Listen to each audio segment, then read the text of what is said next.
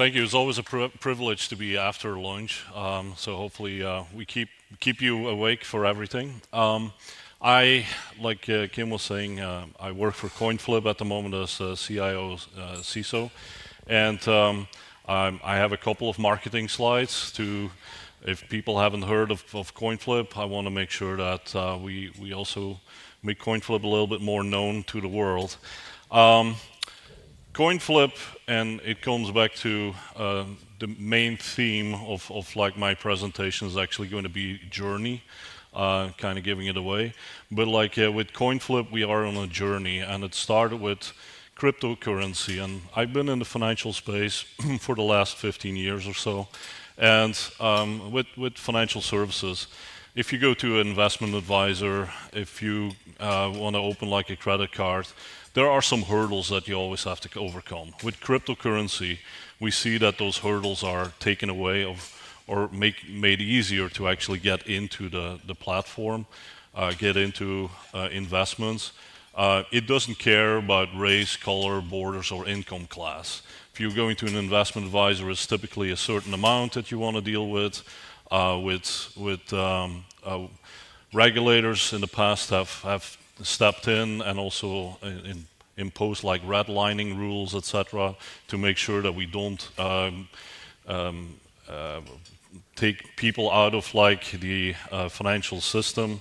Cryptocurrency tries to level the playing field for everybody. And that's also what our founders at CoinFlip believe in. We want to be a company, a fintech company, that is powered by cryptocurrency. We want to make it easy for everybody to get into crypto, no matter like what their income is, no matter where that they live, or no matter how that they get, well, there are some limits. So in 2015, our founders, Daniel, Chris, Alan, and Ben, got together and founded CoinFlip. And so we have been on a very exciting journey. I joined CoinFlip in last year in December, but we've been the fastest growing company for 2 years now in Chicago, and so the journey has been like we started with in Chicago. Headquarters are still here, and if you look at the trajectory that we have gone through, 2015 we had our first Bitcoin ATM. 2020, we got our trade desk launched, so that if you go over like certain amounts of transactions, you can call in or you can go to our website and can do some crypto trading as well. In 2021, we were recognized as the fastest growing company in Chicago, and we continue that trajectory. Since joining CoinFlip in December, we've hired 60 people. We went live 2.5 months ago in Canada. About a month ago, we went live in Australia. We have several other countries and other projects lined up to keep going with this. The main mission that we have with CoinFlip is make crypto available to all of us. That doesn't mean that we want to compete with banks. We think that both of those can exist together in the financial system. But we want to make like a customer-centric, crypto-powered financial services ecosystem that can actually be accessed and can be used by everyone. Grandparents, people that are not so tech savvy, and people without a credit history. We think, deserve to be able to be part of that new digital economy. Like I said, it's kind of a journey. We'll get to the technology aspects in a little bit, but that's the journey for CoinFlip. The highlights that we've had, I mentioned a couple. We have been named 2 years in a row fastest growing company in Chicago. What sets us apart from other companies, crypto companies, is that we don't own the wallets of like the customers. We are purely based on fee-based transactions, and so if the market goes down with Bitcoin, we don't necessarily feel that impact that other companies have. And we're completely bootstrapped, so we haven't taken any private funds. Everything that we've done ourselves, and that's also the pride that we have in our company. And I think that everybody is feeling the economy, the downturn, or like some restrictions with hiring, but also some layoffs have happened in the industry. That is not happening in our case. We continue to expand. Like I said, we went live in Canada, we went live in Australia, and in a very short amount of time. Yesterday we opened an office in Tampa, where that we also have like a completely new aspect, where that we have a customer experience center, where that we provide training to people, telling them about like what is cryptocurrency, how does it work, how do you get into it, and so it's a very hands-on experience that we try to give to everybody. So our focus is the model where that we don't own the wallets. It's your money, it's your wallet, and so that gives you freedom to move around in the financial system. We prioritize customer education with the example from a minute ago, where that in Tampa we opened that customer experience center. It's a first for us. There are several new things that are on display over there. We also have like an NFT gallery with local artists actually showing off their NFTs, their paintings. We have like a piece of land in the metaverse that we are streaming our customer experience center live. There are a lot of things that we are trying out and making it available to everybody that's interested. And we're focused on the long-term potential. There is a lot that can happen with crypto, and it can coexist with the more traditional banking. And it's finding those ways to actually make it easy to access and take advantage of that. Going back to the roots where we started off, we have about 2,300 hosts with 4,000 installed machines. That is rapidly expanding. And like I said, we use like a fee-based, so we don't own the currencies, the cryptocurrency.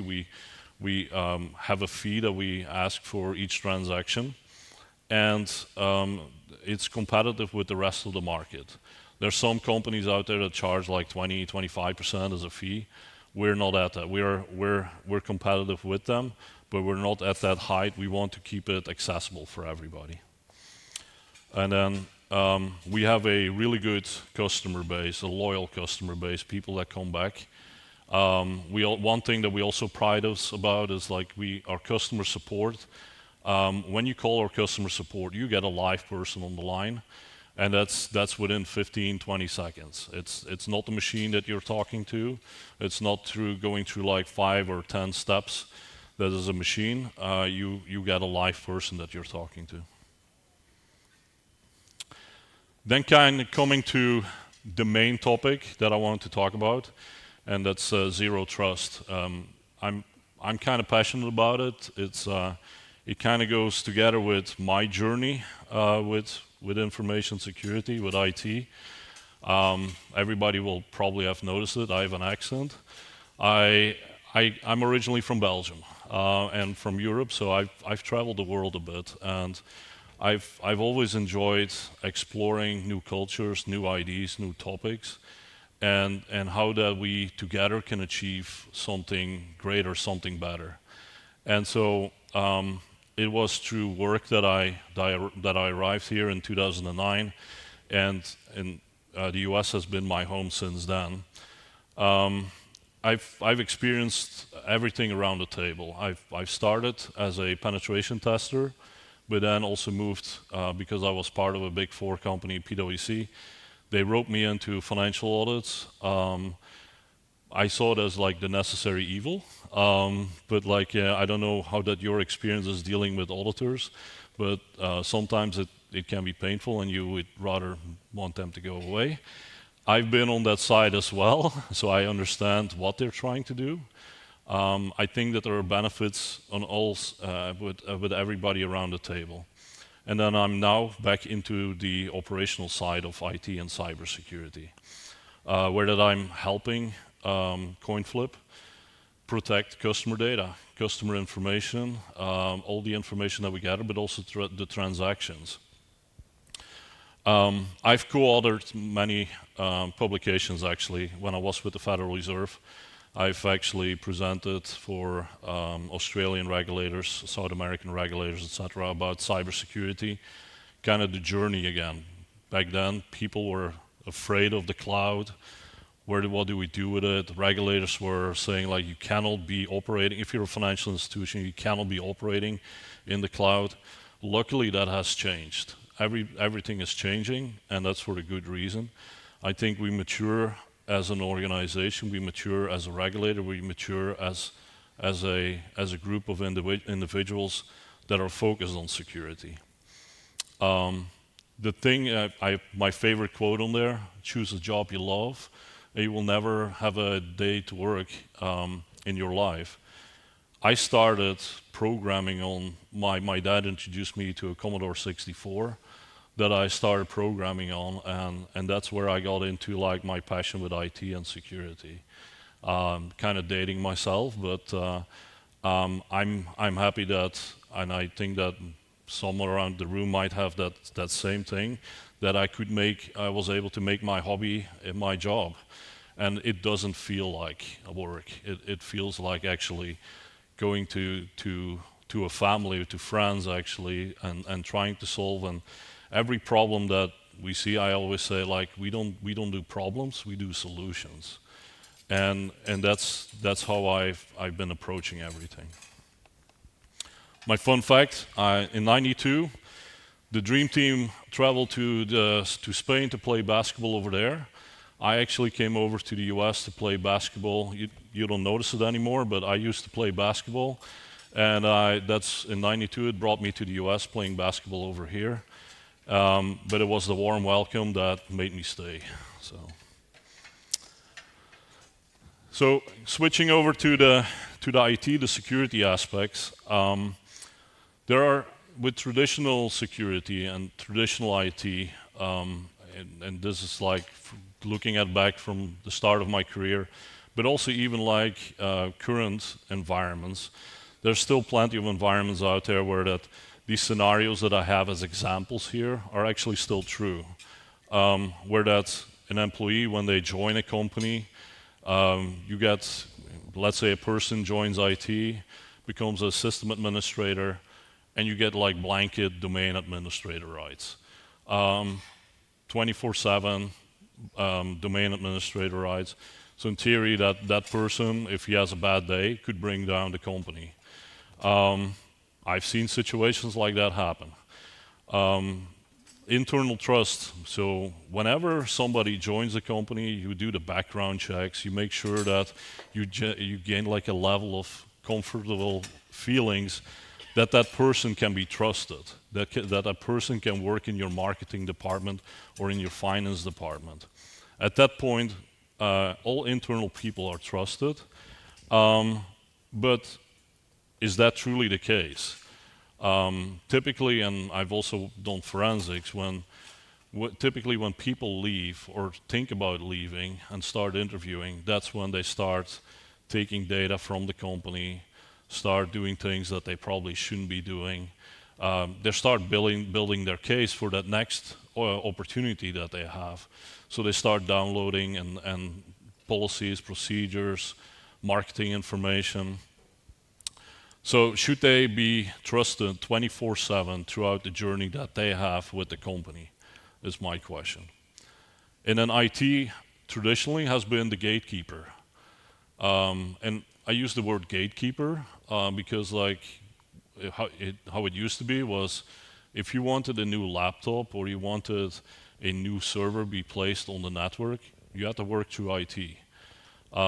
They had to provision the IP addresses, they had to come up with like a DNS name, and then they had to place it on the network. That's no longer the case. That's changing, or has changed for a couple of years now. And we'll talk about that, the risks with that. Logs and more logs. One of the key elements, if you look at in this cybersecurity framework, is monitoring, detection, and response. But do we truly monitor everything?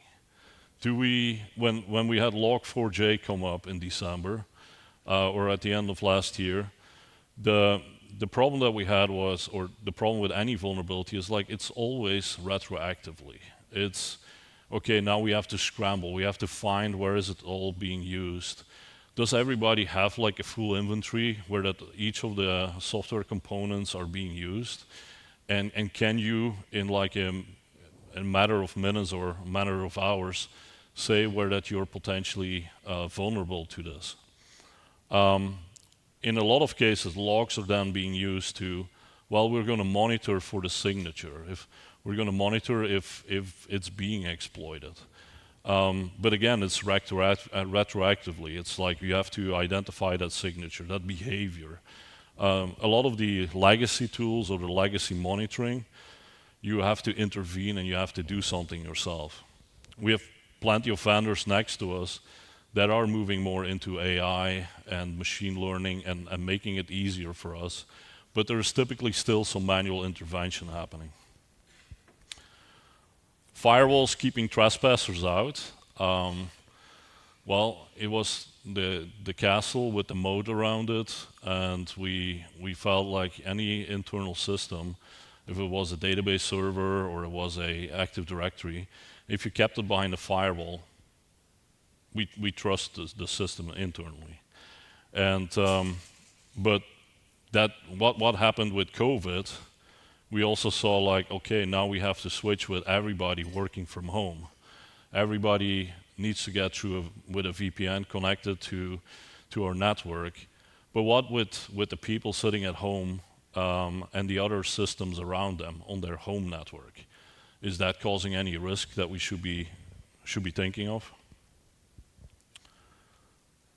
So in 2010, John Kinnervag, he actually came up and had a publication about this situation. We typically were thinking about like our security being M&Ms. Like it's hard on the outside, soft on the inside. And as soon as if you were able to get through like the outer layer, the hard layer, you would get to that soft, gooey, nice, chewy side, and you would be trusted. You would be able to do anything. Now, through time, that also means that attackers, as soon as they got through it, they could do anything. We've seen a lot of lateral moves because of like an unpatched system sitting on the network that an attacker got access to and was able to move around and get to sensitive information once they were internal. So the traditional network, kind of like the M&M, was like we have the hard outside with the, if you had a DMZ, you would have like an external and an internal firewall. You kept your web servers on the perimeter network, and then the internal network had like your crown jewels. That is kind of going away with like moving to the cloud, using SaaS applications, and the whole way of working as an IT organization, but also security is changing. So kind of going back to the journey with Zero Trust, we've seen Zero Trust not only with the publication. The publication with John was the first time that Zero Trust came up as a term, but like we've been working on Zero Trust through time as security professionals. And we've seen like in 2004, network access controls were established. So making sure that if a device gets access to the network, that you can do it like verification that it's truly a trusted device. We had in 2010 the Zero Trust aspects. Microsoft and other companies have also introduced conditional access. And so as we are progressing, we see more and more capabilities to actually build that Zero Trust infrastructure, but also the policies that we can enforce. The last one, the most recent one, is the passwordless initiative, which is probably the most exciting, and the most exciting probably for the end user, because like over time we've been putting on like barriers for end users. We put in like MFA that you had to log in with like another form of authentication. you had to log on to the VPN to get something. Zero Trust is actually taking some of those barriers away.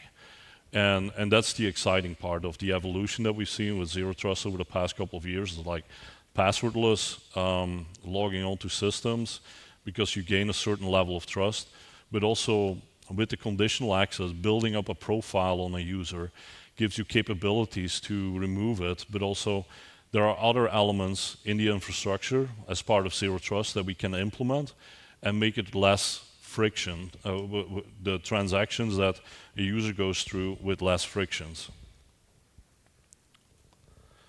So kind of going from like the M&M infrastructure to the more modern environment, this is not, just as a disclaimer, this is not the CoinFlip network or how do we look, but it kind of comes close to it though, given that we have multiple locations, and you will see like most companies, you use some form of Office 365, Google Workspace.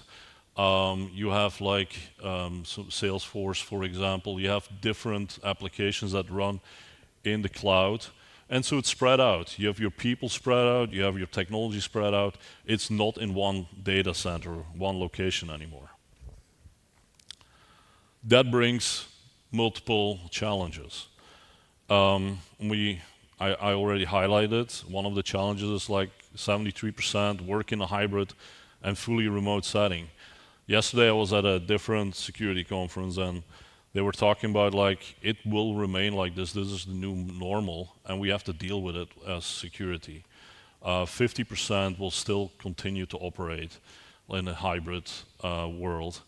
Companies are trying to bring back workforces, but I don't think that the culture from like the past 2 years will be completely changed. And we have to be ready for that. We have people, business actually believe, 44% believe that business can actually be more quickly or more effective without engaging IT.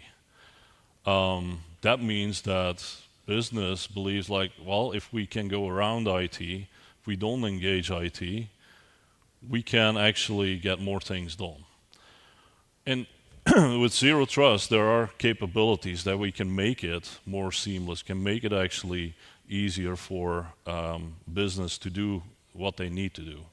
And so this is a metric that we need to keep in the back of our mind, but and as we work as security professionals with the business, it's our duty to help them out, be responsive, be there to accommodate the business, because at the end of the day, that's how that the company works, functions, and how do we keep operating.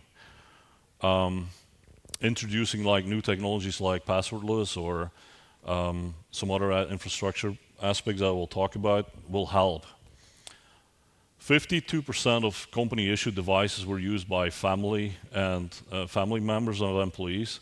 I actually had a case where that the person that I had to deal with had a company laptop, and their kids were using it for doing homework.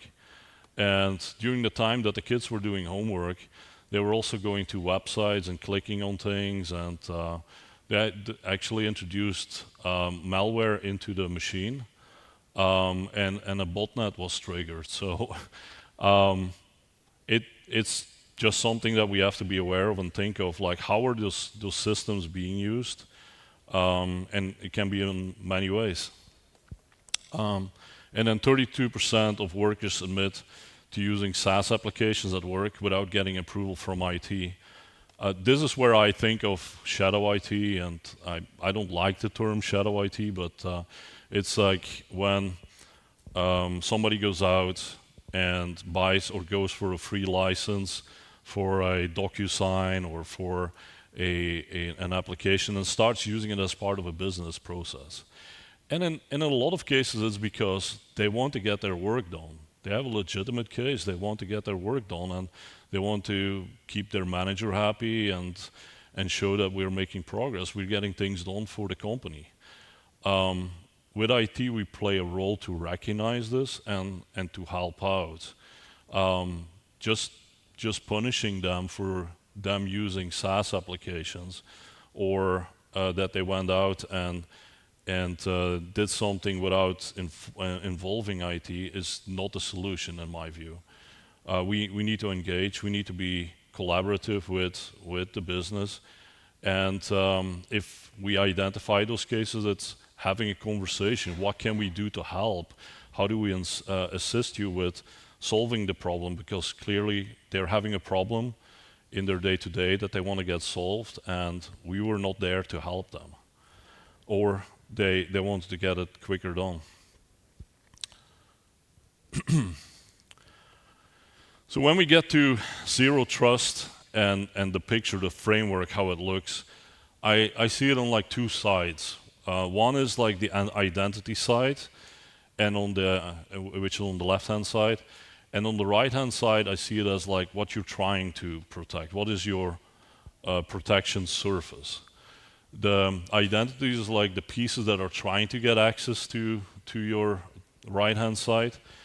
And so with the identities, it's both like from a person aspect, but it's also from, and a person is like a contractor, an employee, can be a consultant, anybody that interacts with your system, with your applications, with your network.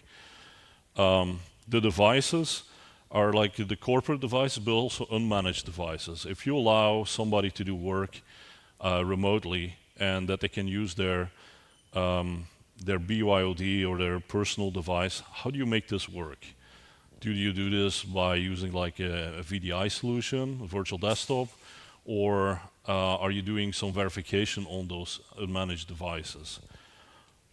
And that needs to be part of your device inventory, but also your identity store, bringing together like a picture of who and what is trying to access what I'm trying to protect. On the right-hand side, we have then the data, the typical crown jewels that we always talk about, and then we have the apps, the infrastructure, and the network. Now, the infrastructure and the network is the piece that changed most through time. It's no longer in the data center, it's in cloud solutions like Amazon Web Services, it's in Azure, in Oracle. It can be in multiple locations, or it can be in SaaS applications where that you might not even know what the underlying infrastructure is. But at the end of the day, they will provide access to the data and the applications that you're using to get to that data. And then in the middle is like when we want to bring both together, we have to come up with like a policy that allows you to communicate a person sitting in Australia trying to communicate with your ATM database that's sitting in a data center in Chicago, or a database sitting in AWS. What is acceptable and how that it happens is going to be very company specific, but that's where that you will bring the policies together. But then one piece that a lot of people sometimes overlook is like the threat intelligence piece. Once you establish a policy that what is acceptable, the threats outside us, outside the environment, is also changing through time.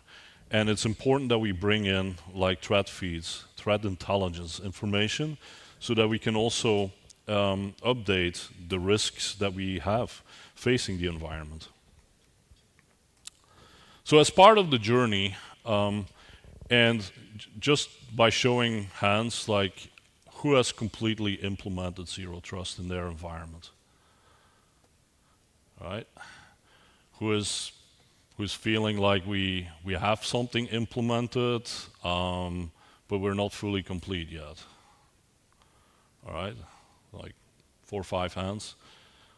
And is the rest thinking about getting zero trust implemented? So I highly encourage everybody to consider thinking about this. A lot of these things are sound security fundamentals.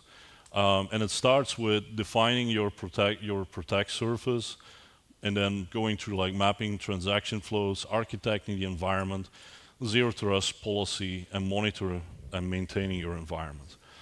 Now, this is not something you can achieve in like 2-3 months. This is truly a journey. It will take time. I've seen companies do it in a year. I've seen some companies do it in 2, 3, 4, 5 years. It's a journey, and at the end of the ride, a lot of the solutions, technology solutions, are still maturing as well. The beginning stage comes back to identifying your actors and assets, and that's a full inventory of all the standard users, like you and I, part of the company, but also service accounts. If like a system is using a service account, or a developer is using a service account to connect to a database to Tableau, as an example, that might be a service account, but is that person also using it for something else, like running queries directly to the database? So one is like identifying the individual accounts. The other piece is also like, what are they being used for? And then privileged accounts, through time, we've been giving a lot of privileged access to people. And that's, again, to do business, to keep things moving.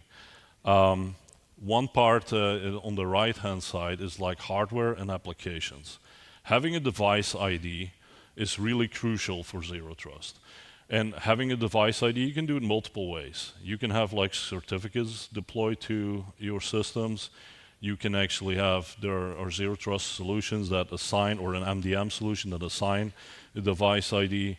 Any way that you can actually distinguish trusted or unmanaged and managed devices and create like an inventory is key. Then the transaction flows. This is where that I see most companies actually struggling most.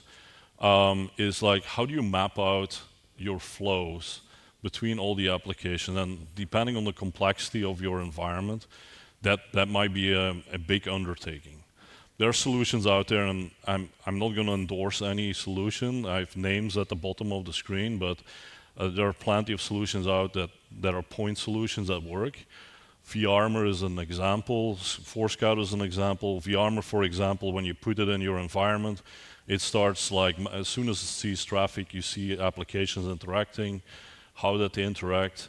And then at a certain point, you typically establish what is my normal traffic behavior. And then if something new pops up, it will seen as like, well, potentially malicious or so.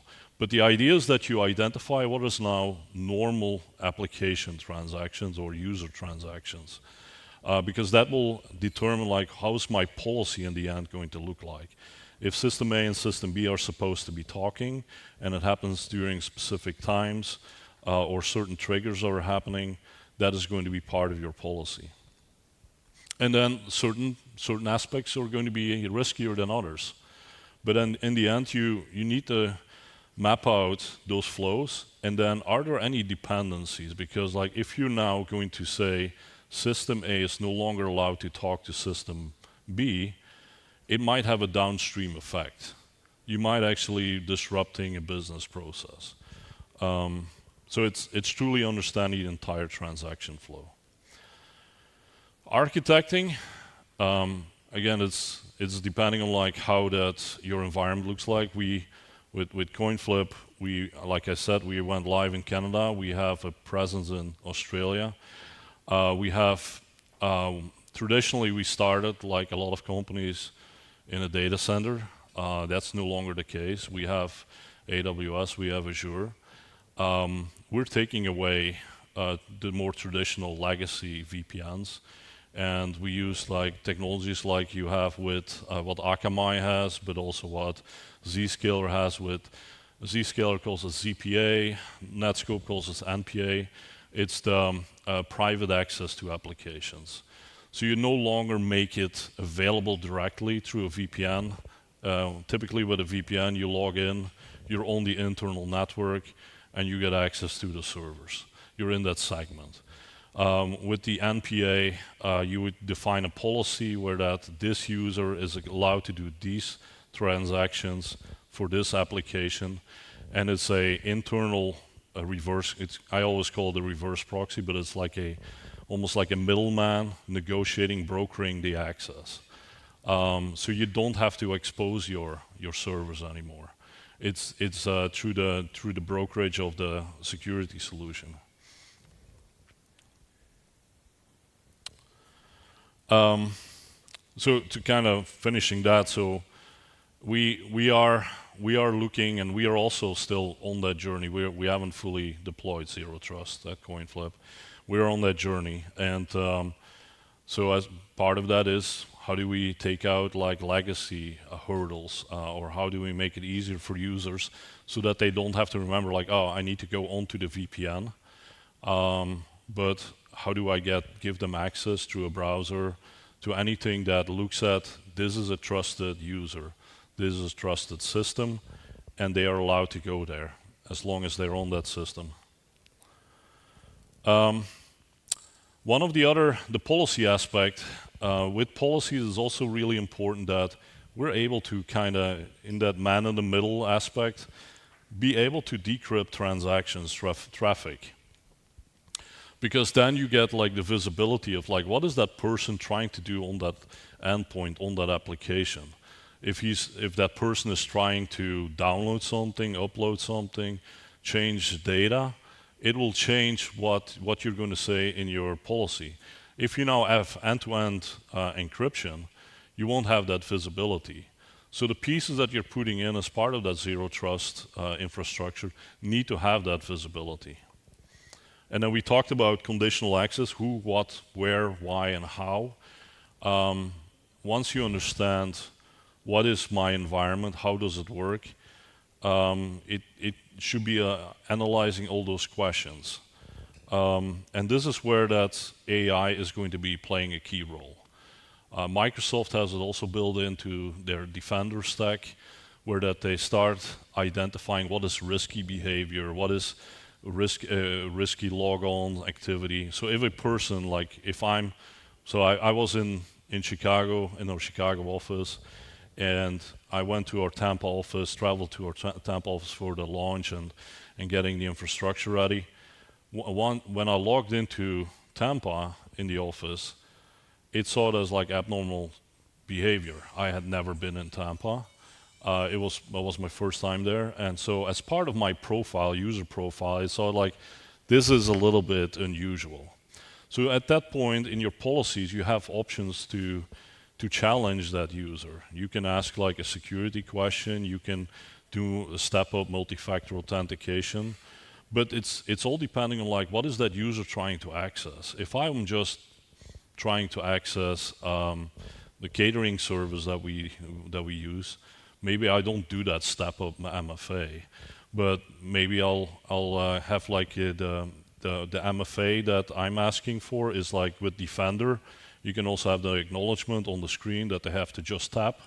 It's less invasive and it's more user-friendly. So it's really thinking about like what's the risk here with the application being accessed, with the risky behavior that we're seeing, and how do we make it possible? And then AI is going to be the key role in this. We cannot have individuals evaluating every user behavior that we see. We will have to embrace AI and have that continuous evaluation. It also helps building up a user profile. We will see and gain a lot more insights.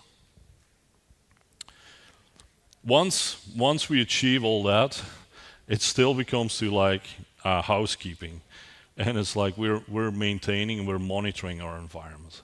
Once we're going through a big transformational process as a company, and we're also moving more and more from on-premise to the cloud. That is change. Those are changes to the environment, and that also means that your profiles, your profiles of the users, but also the profile of your environment, the devices are changing. So it's really important to understand like what's happening and how does that impact my risk profile.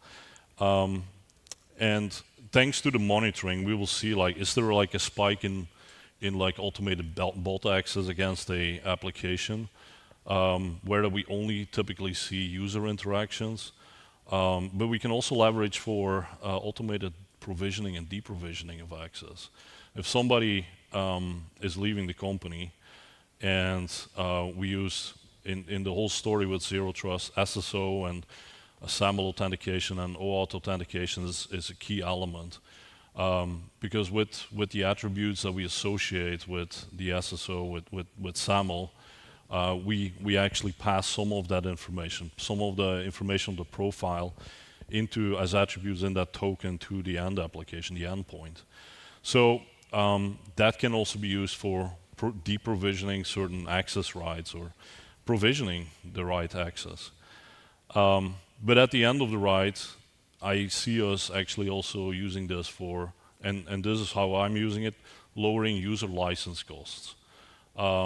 We have been buying a lot, and this is also like a previous role. Thanks to the monitoring, the solutions that we put in place, we could see like how the people were using certain applications. If you get like a Lucidchart flow charting tool, you can get like certain license subscriptions. If they're only using it to viewing for viewing like certain flow charts, but they're not editing, you can actually do a step down and save costs in your licenses. So it's also looking at it from not just securing data, not just securing infrastructure. It's also like how can we create benefits for the organization, for the business. And then increasing the speed and flexibility for the business. When we take away a legacy VPN, when we find ways to authenticating them only in the cases where that there is risky behavior, that takes away friction, and that will create like more speed and flexibility for the business. Now, at the end of the ride, I do see still some problems with Zero Trust, and it's like if we implement all the components, one piece that we're still leaving out is the application side. So we have gained more insights into the transaction of like a user using a trusted device. It's a trusted user. They're connecting to an application, and we're allowing that. But what happens in the application itself? That is something that Zero Trust has not identified or tackled yet. So I see that as part of like the next part of the journey. All right. Any questions? Sebastiaan, we have a virtual question. Do you recommend, and this is from William S. on the virtual platform, do you recommend the NIST SP 800-207 guide for Zero Trust architecture? Yes, I would recommend that one. That's a good resource to go to. Very good. Anybody else? All right. Well, thank you. There was one question, one last question. Sorry, I was formulating. So at CoinFlip, have you guys been able to have your local area networks be less special, right? You know, there's the soft crunchy, or the soft center, right? Is the branch office network, the headquarters network, if your users are on that network, is it essentially just they just need internet access and they're good to go, and everything else is handled through the policy? You know, like I'm thinking conversely is at my location we have 802.1x. It's like, well, as long as the computer is part of this, you know, group, then it's going to get network access, and that's my network access policy at this point. Are you guys able to kind of get rid of those types of security controls in place of Zero Trust network access and things like that? Obviously, I cannot tell you all the controls that we have in place, but we are working, and that's why we're also on this journey still. We are working at making it more flexible that if you're in the office or if you're at home, it kind of is the same user experience. At the moment, it's more the traditional, like you get a CAPTCHA that you have to acknowledge with multi-factor authentication. So we're going to remove that. We're going to have some form of device identification or authentication through like certificates or some other way of identifying that device. and then you remove the need for a CAPTCHA with multi-factor authentication. So there are ways that we are thinking about it, and we are working through it. It's more the traditional way at the moment still, but yeah, it's a long journey. Hey, Sebastian, this is Carlos. Great presentation, by the way. I want to invest in crypto, right? I see all these crypto exchanges getting compromised, and a lot of it's around API security. So Yeah. I'm just curious what you recommend there. API security, I don't know where, it's depending on like how that you're doing your development, but secure development is key. That if you don't have any secrets in your code is one. The APIs, like if you're using like an AWS API gateway, that all the APIs are sitting behind that API gateway. You can use JAW tokens for authorization for any transactions that happen towards the backend. Also, if the monitoring of APIs, how that they're being used, and so those are the main elements, I would say.